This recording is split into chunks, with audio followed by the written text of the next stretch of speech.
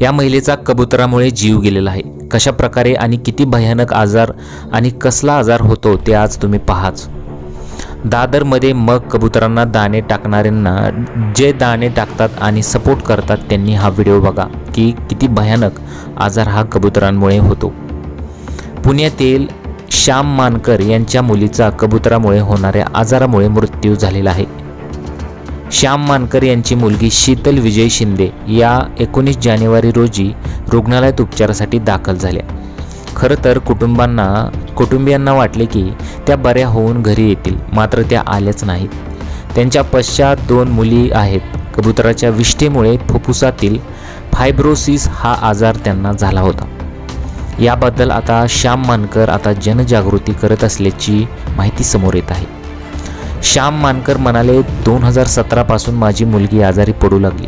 तिला सतत खोकला येत होता। आम्ही स्थानिक डॉक्टर, आयुर्वेदिक डॉक्टरांना दाखवले, पण खोकला थांबत नव्हता।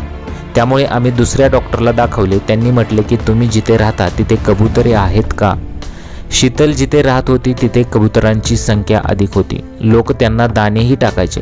डॉक्टरांनी आम्हाला सांगितले की कबुतरांमुळे तिला खोकला येत आहे। यानंतर शीतलसाठी आम्ही मोठ्या रुग्णालयात उपचार घेऊ लागलो।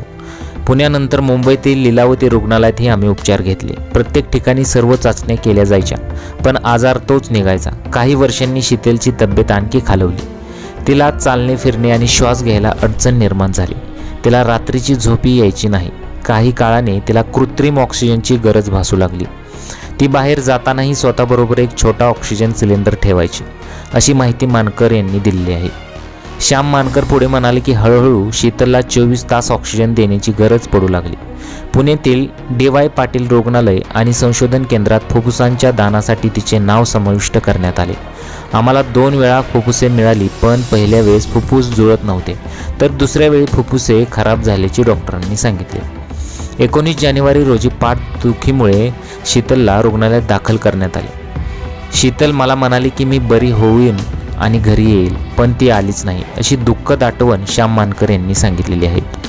आता कबुतरांच्या विष्ठेमुळे नक्की काय होतं ते पहा। कबुतराची विष्ठा 2 ते 3 दिवसात सुकते आणि त्याचे कण हवेत पसरतात। हवेतील या कणांमुळे काही जण संक्रमित होतात। एखाद्या व्यक्तीची रोगप्रतिकारक शक्ती कमकुवत असल्यास त्याला रोगाची लक्षणे दिसून येतात। आणि तुम्हाला आजकाल माहितीच आहे की हल्ली लोकांची रोगप्रतिकारक शक्ती जी आहे ती कमीच आहे। त्यामुळे कबुतरांना सपोर्ट करणाऱ्यांनी हा व्हिडिओ एकदा नक्कीच बघावा। तुम्हाला काय वाटतं? तुमच्या प्रतिक्रिया आम्हाला कमेंट बॉक्समध्ये जरूर कळवा।